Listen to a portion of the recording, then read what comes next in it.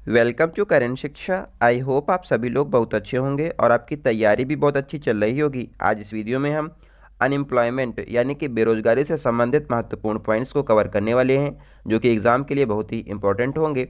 अगर आप लोग इसका पीडीएफ चाहते हैं तो हमारे टेलीग्राम को ज्वाइन कर लें, जिसका लिंक डिस्क्रिप्शन में दिया गया है। अगर आप लोग चैनल पर पहली बार आए तो चैनल को जरूर सब्सक्राइब कर लें। आपको बता दें कि चैनल के माध्यम से आप सभी लोगों को कुमार गौरव सर का ऑनलाइन ब्रह्मास्त्र बैच जो है उसका यहाँ पर शॉर्ट नोट्स के माध्यम से रिवीजन कराया जाता है। यहाँ पर हमने पॉलिटी, बायोलॉजी और हिस्ट्री को कंप्लीट कर लिया है, तो आप लोग उसको भी ज़रूर देखिए। इससे पहले इकोनॉमिक्स की जो क्लासेस आई हैं तो आप लोग उसको भी ज़रूर देखिए। आइए आज की शुरुआत करते हैं। सबसे पहले हम यहाँ पर देखेंगे कि बेरोजगारी यहाँ पर किस किस स्तर पर कैसे होती है। अनएम्प्लॉयमेंट यानी कि बेरोजगारी। यहाँ पर एक फिगर आपको दिख रहा होगा। देखो यहाँ पर क्या है कि ये फिगर जो बड़ा वाला एरिया है, यहाँ पर ये मान लो कि भारत की ये जनसंख्या है। ये पूरी जनसंख्या भारत की है। तो यहाँ पर ये तो हो गई जनसंख्या। अब इसके बीच में ये जो एरिया दिख रहा है, यहाँ पर क्या है, 15 से 64 वर्ष आयु की वर्किंग पॉपुलेशन यानी कि कार्य करने की योग्यता यहाँ पर जो लोग हैं वो रखते हैं। ये वाला एरिया जो बड़ा वाला है, ये हो गया आपका 15 से 64 वर्ष का आयु वर्किंग पॉपुलेशन, जिनके पास कार्य करने की योग्यता है। उसके बाद नंबर आता है ये वाला जो फिगर आपको दिख रहा है, यहाँ पे ये जो लाइनें खींची हुई हैं।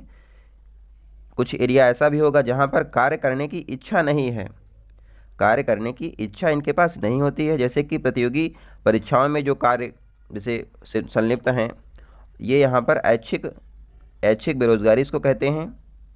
और यहाँ पर मजदूरी सही नहीं है या फिर अपनी मर्जी से ये लोग कार्य करते हैं। जो बीच में यहाँ पर आपको बताया, ये लोग अपनी मर्जी से यहाँ पर कार्य करते हैं। अगर काम करने के लिए इनको अच्छे पैसे नहीं मिल रहे तो ये काम को छोड़ देते हैं। तो यहाँ पर कार्य करने की इच्छा इनके पास नहीं होती है। अब यहाँ पर क्या है, एक यहाँ पर ये फिगर देखिए। जैसे कि यहाँ पर कुछ लोग ऐसे भी होंगे जो श्रम बल यानी कि लेबर फोर्स होगा, ये लोग कार्य भी कर सकते हैं। और बेरोजगारी तो वहाँ पर होता है जो, देखो बीच में क्या है, ये जो सिस्टम है, इनके पास कार्य करने की इच्छा है लेकिन इनको बेरोजगार नहीं मिल रहा है, तो ये हो जाएगी खुली बेरोजगारी यानी कि अनैच्छिक बेरोजगारी इसको कहते हैं। तो ये इसी को काउंट यहाँ पर किया जाता है अनैच्छिक बेरोजगारी में। अब यहाँ पर कुछ जो यहाँ पर पॉइंट्स लिखे थे इनको डिफिनीशन के माध्यम से देख लेते हैं। कार्यशील जनसंख्या। कार्यशील जनसंख्या कौन सी होती है? 15 से 64 वर्ष आयु वर्ग के वे लोग जो कार्य करने में सक्षम है, वो होता है हमारा कार्यशील जनसंख्या। लेबर फोर्स यानी कि श्रम बल क्या है? कार्यशील जनसंख्या में से अगर हम लोग ऐच्छिक बेरोजगारी यानी कि कार्य करने की इच्छा जिनके पास नहीं होती है उनको घटा दें तो लेबर फोर्स हमारा निकल कर आ जाएगा। अनैच्छिक बेरोजगारी यानी कि खुली बेरोजगारी, इसमें श्रम बल का वह हिस्सा जो कार्य करने की इच्छा तो रखता है लेकिन उसे कोई कार्य नहीं मिल रहा है, ये होता है हमारा खुली बेरोजगारी यानी कि अनैच्छिक बेरोजगारी इसको कहते हैं। आगे देखते हैं, यहाँ पर बेरोजगारी की कुछ प्रकार हैं, इनके बारे में समझ लेते हैं। पहला पॉइंट है घर्षण बेरोजगारी यानी कि फ्रैक्शनल अनएम्प्लॉयमेंट।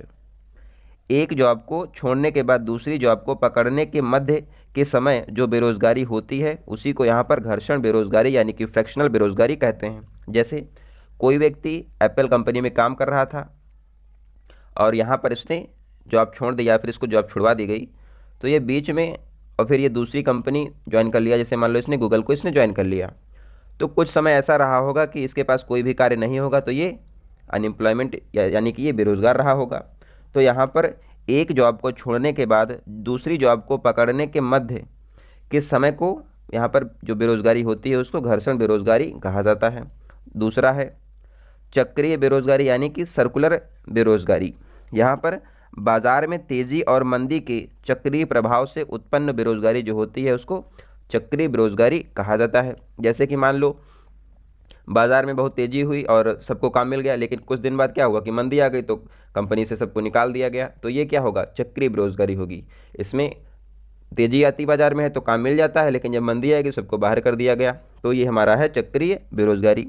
नेक्स्ट है शिक्षित बेरोजगारी। यहाँ पर योग्यता अनुसार कार्य नहीं करना।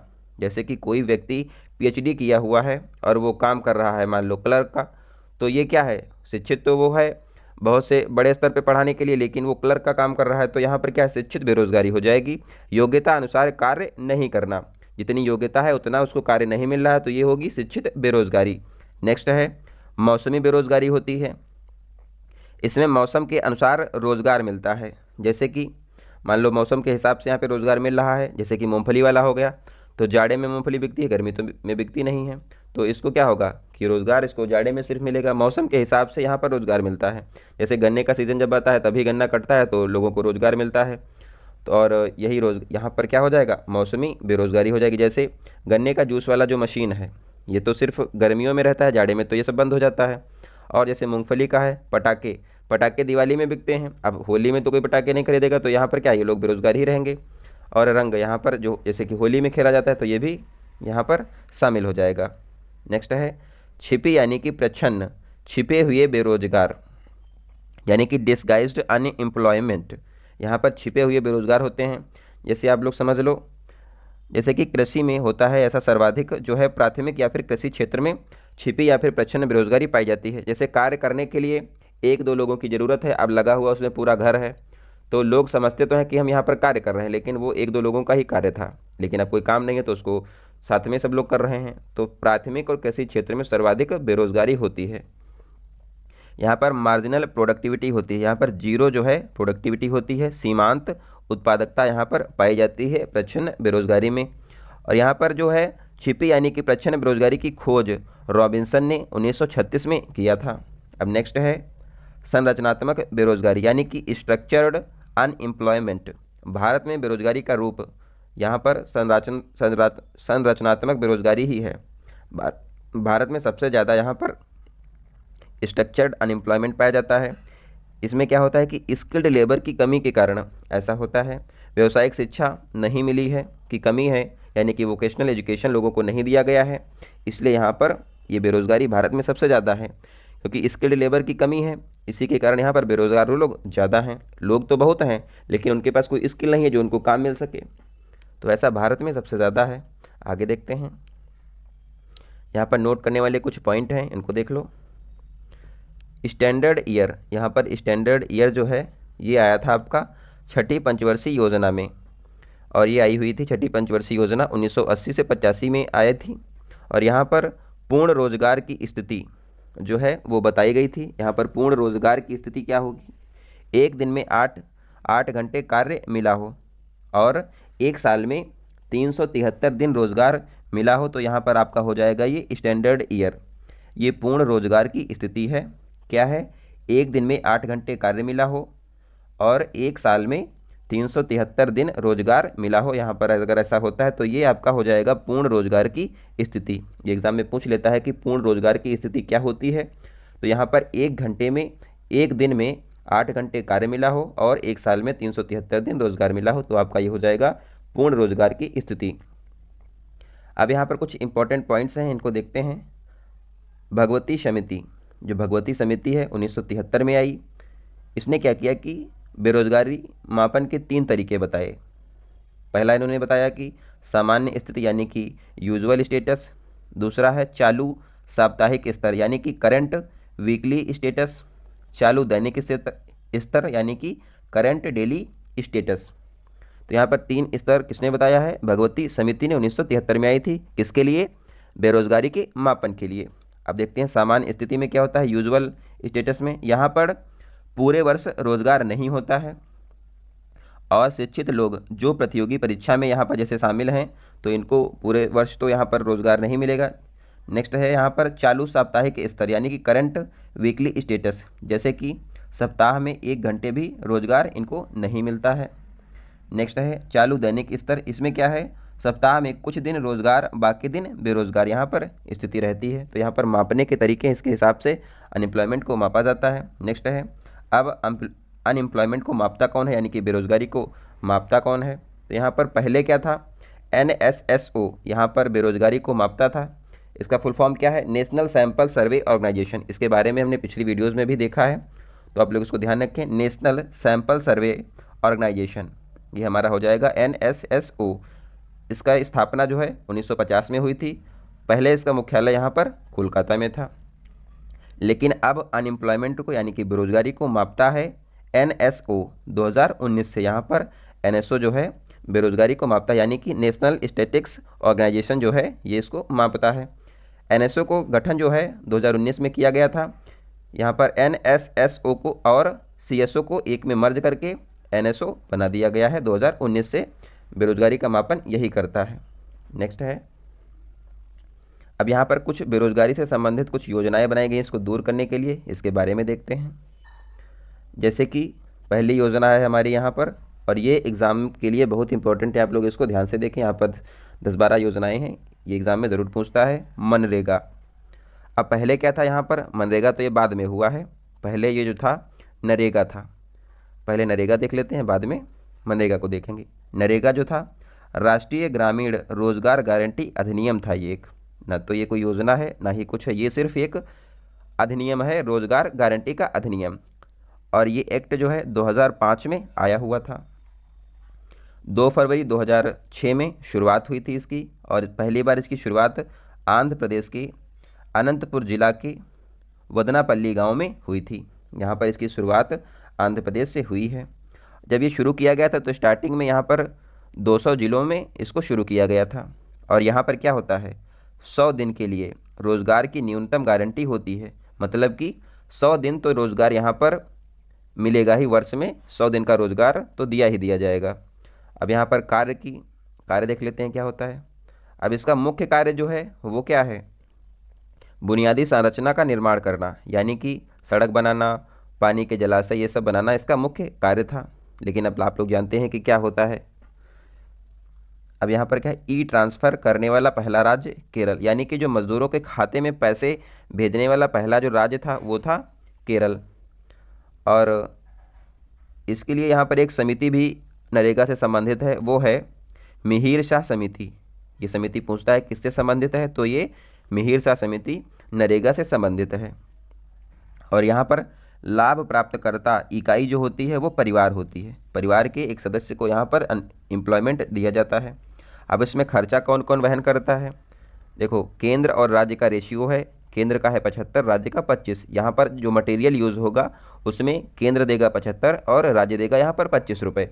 तो ये इनका रेशियो रहता है जो इसमें मटेरियल यूज़ होता है। अब यहाँ पर देख लेते हैं कि मनरेगा कब से हो गया है, तो 2 अक्टूबर 2009 से नरेगा का नाम जो है मनरेगा कर दिया गया। पहले अब एमजी यहाँ पर जोड़ा गया, यानी कि महात्मा गांधी। 2 अक्टूबर को यहाँ पर महात्मा गांधी जयंती होती है, उसी के बाद यहाँ पर महात्मा गांधी जोड़ दिया गया है इसमें। और इसको पहले क्या था, यहाँ पर 200 जिलों में नरेगा शुरू हुआ था, लेकिन जो मनरेगा है इसको संपूर्ण भारत में शुरू किया गया। आई होप आपको समझ में आ गया होगा। आगे देखते हैं,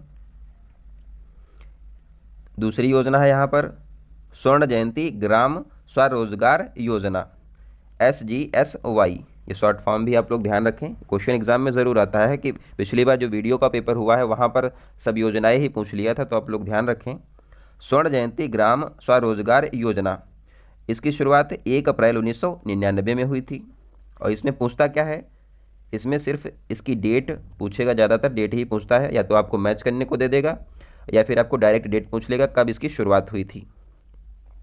इसमें क्या है, सूक्ष्म उद्योग के लिए यहाँ पर इसको शुरू किया गया था। किसी को मान लो स्वरोजगार चाहिए या फिर उसको सूक्ष्म उद्योग की कोई इकाई लगानी है तो उसको यहाँ पर पैसे भी दिए जाते थे। इसके तहत केंद्र और राज्य 75 और 25 यहाँ पर रेशियो के हिसाब से यहाँ पर पैसे खर्च करते हैं।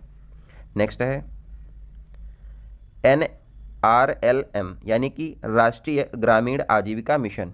इसकी शुरुआत कब हुई है, 3 जून 2011 को। इसकी शुरुआत बांसवाड़ा राजस्थान से की गई थी और इसका नाम जो है परिवर्तित किया गया है 2016 में।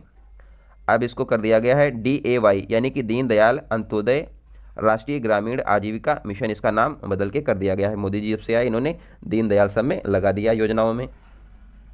और इसका जो मुख्य ध्येय वाक्य क्या है, झुग्गी झोपड़ी मुक्त भारत इसका मुख्य उद्देश्य है राष्ट्रीय ग्रामीण आजीविका मिशन का।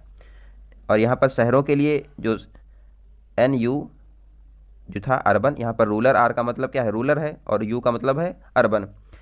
यहाँ पर राष्ट्रीय जो हो गया आपका अर्बन, जो शहरों के लिए है राष्ट्रीय अर्बन आजीविका मिशन, जो हो जाएगा आपका वर्ष 2013 में आया था। और इसका भी नाम क्या बदल कर किया गया है 16 में, DAYNULM। यहाँ पर इसका नाम कर दिया गया, रूरल की जगह यहाँ पर अर्बन आ गया और सब कुछ सेम है। नेक्स्ट है PMEGP, यानी कि PMEGP यानी कि प्रधानमंत्री रोजगार सृजन कार्यक्रम, इसकी शुरुआत जो है 15 अगस्त 2008 में हुई थी और इसको शुरू किया गया था सूक्ष्म उद्योगों की स्थापना के लिए। यहाँ पर विनिर्माण के लिए 25 लाख रुपए जो है वो थे और सेवा क्षेत्र के लिए 10 लाख रुपए तक की परियोजनाएं यहाँ पर इसमें शामिल थीं। इसके तहत यहाँ पर लोन भी दिया जाता था। नेक्स्ट होता है आपका पीएम गरीब कल्याण रोजगार योजना। इसको शुरू किया गया था प्रवासी मजदूरों की मदद करने के लिए। पीएम गरीब कल्याण रोजगार योजना, जो कि अभी कोविड हुआ था तो उस टाइम पे इस योजना को शुरू किया गया है। इसकी शुरुआत जो है 20 जनवरी 2020 में की गई थी। कोविड में घर लौटे मजदूरों की सहायता के लिए यहाँ पर इसको 116 जिलों में शुरू किया गया था। नेक्स्ट है न्यूनतम आवश्यकता कार्यक्रम। इसकी शुरुआत वर्ष 1975 में हुई थी और यहाँ पर इसको शुरू किया गया था ग्रामीण शहरी इंफ्रास्ट्रक्चर डेवलपमेंट करने के लिए न्यूनतम आवश्यकता कार्यक्रम।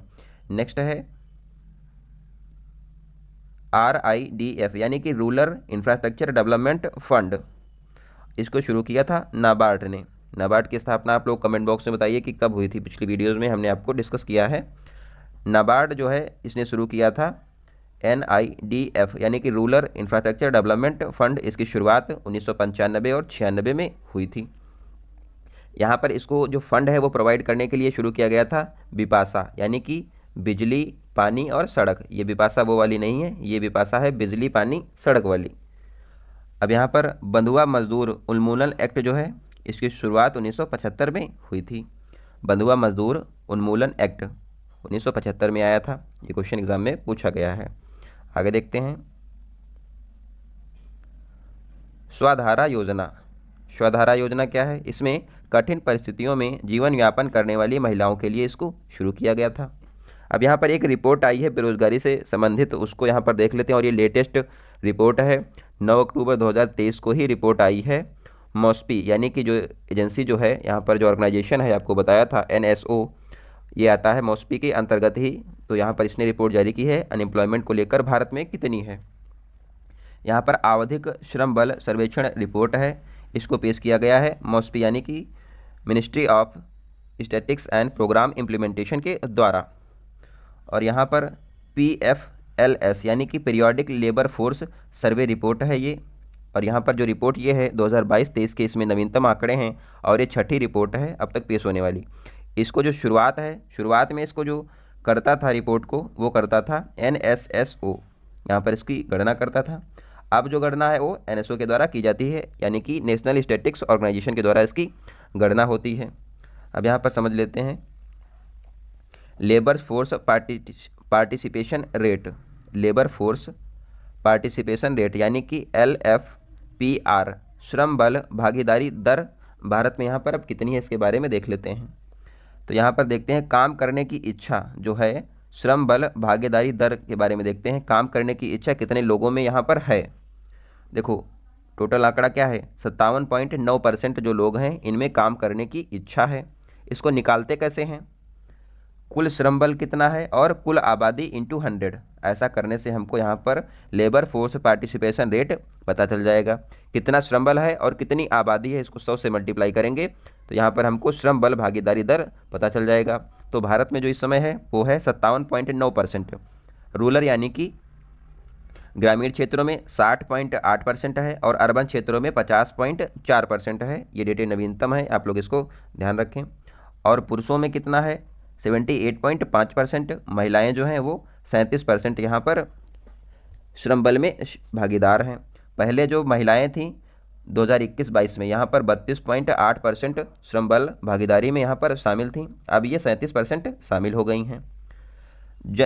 जननांकी लाभांश यानी कि डेमोग्राफिक डिविडेंड जो है वो यहाँ पर जो आने वाले वर्षों में है वो चाइना और इंडिया के पास रहेगा। इसको कहा जाता है चिंडिया, यानी कि इसको कहते हैं चाइना और इंडिया के पास जो है डेमोग्राफिक डिविडेंड है यहाँ पर, यानी कि काम करने वाले लोग यहाँ पर जो श्रम बल है वो भारत और चाइना के पास सबसे ज़्यादा है। तो आने वाले जो दशक हैं वो भारत के और चाइना के ही होंगे। आगे देखते हैं। आई होप आपको ये समझ में आ गया होगा कि यहाँ पर काम करने की कितने लोगों में इच्छा है उसके बारे में यहाँ पर बताया गया है। और इसको निकालते हैं श्रम बल अपॉन कुल आबादी इंटू 100 ऐसे करके निकाला जाता है। रूरल में 60.8% है, अर्बन में 50.4% है और पुरुषों में 78.5% है, महिलाओं में 37% है। ये आपको डेटा कहीं पे नहीं मिलेगा क्योंकि ये भी लेटेस्ट डेटा है, बुकों में तो ये बिल्कुल नहीं दिया हुआ है। आगे देखते हैं, वर्कर पॉपुलेशन रेशियो WPR यानी कि श्रमिक जनसंख्या अनुपात कितना है। यहाँ पर इसको निकालने के लिए क्या करा जाएगा, वर्कर पॉपुलेशन अगर हमको निकालनी है तो हम लेबर फोर्स माइनस अनएम्प्लॉयमेंट कितने हैं उसको माइनस कर देंगे, तो यहाँ पर हमको वर्कर पॉपुलेशन मिल जाएगी। इसको निकालने के लिए रोजगार जो लोग पाए हुए हैं और इनको व्यक्ति कितने हैं इनको माइनस करेंगे और कुल आबादी अपॉन कुल आबादी इंटू 100 करके यहाँ पर वर्कर पॉपुलेशन निकाली जाती है। कुल आबादी में कितने लोग रोजगार में हैं, इससे हमको ये पता चलता है कितनी वर्कर आबादी यहाँ पर है। तो भारत में वर्तमान में 56% जो आबादी है वो वर्कर पॉपुलेशन है, जिसमें रूरल यानी कि ग्रामीण क्षेत्रों में 59.4% है, अर्बन क्षेत्रों में 47.7% यहाँ पर वर्कर पॉपुलेशन है। मेल और फीमेल के आंकड़े क्या हैं, 76% मेल में और फीमेल में 35.9% जो फीमेल में है वो वर्कर पॉपुलेशन है। नेक्स्ट है, अब अनएम्प्लॉयमेंट को देख लेते हैं। आपको पहले हमने बताया कि लेबर फोर्स और वर्कर पॉपुलेशन बता दिया है, कितना लेबर फोर्स है और कितने लोग कार्य कर रहे हैं ये आपको पता चल गया। अब जो लोग नहीं कार्य कर रहे हैं वो क्या है, अनएम्प्लॉयमेंट है यानी कि बेरोजगार हैं। तो सीधी सी बात यहाँ पर है कि पहले आपको बताया लेबर फोर्स कितने लोग, लेबर फोर्स कितना है टोटल। अब सेकंड क्या यहाँ पर था कि वर्कर पॉपुलेशन, पहले आपको बताया पहला नंबर था लेबर पॉपुलेशन, दूसरा है वर्कर पॉपुलेशन, तो टोटल हो गई लेबर पॉपुलेशन, वर्कर पॉपुलेशन दूसरे नंबर पर। अब जो लोग कार्य नहीं कर रहे हैं वो क्या हो गए, अनएम्प्लॉयमेंट। अब तीसरा नंबर देख लेते हैं, यानी कि अनएम्प्लॉयमेंट रेशियो कितना है।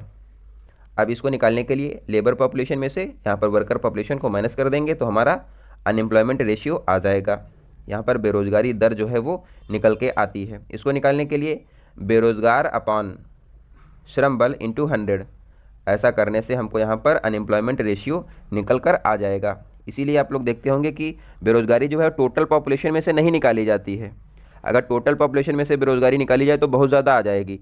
यहाँ पर क्या होता है कि श्रम बल कितना है, यहाँ पर लेबर फोर्स, उसमें जो लोग बेरोजगार हैं उसको यहाँ पर डेटा निकाला जाता है। इसीलिए आप लोग देखते हैं कि बेरोजगारी दर जो है वो कम आपको निकल के आती है। देखो यहाँ पर टोटल अनएम्प्लॉयमेंट रेशियो यहाँ पर जो परसेंट है वो है 3.2% इस समय, और शहरी क्षेत्रों में है 5.4%, ग्रामीण क्षेत्रों में 2.4% यहाँ पर अनएम्प्लॉयमेंट रेशियो है।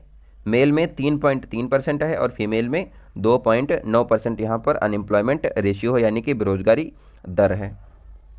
सो आई होप आप लोग को वीडियो अच्छा लगा होगा। इसका PDF आप लोग को टेलीग्राम ग्रुप में मिल जाएगा। आप लोगों से रिक्वेस्ट है कि आप लोग चैनल को ज़्यादा से ज़्यादा शेयर करें, अपने दोस्तों को भी बताएं, टेलीग्राम ग्रुप से भी जुड़ें और यूट्यूब से भी जुड़ें। आप लोग का सपोर्ट ही इस चैनल को आगे ले जाएगा, तो आप लोग ज़रूर इसको ध्यान रखें। मिलते हैं अगली वीडियो में, तब तक आप लोग अपना ध्यान रखें। धन्यवाद, जय हिंद।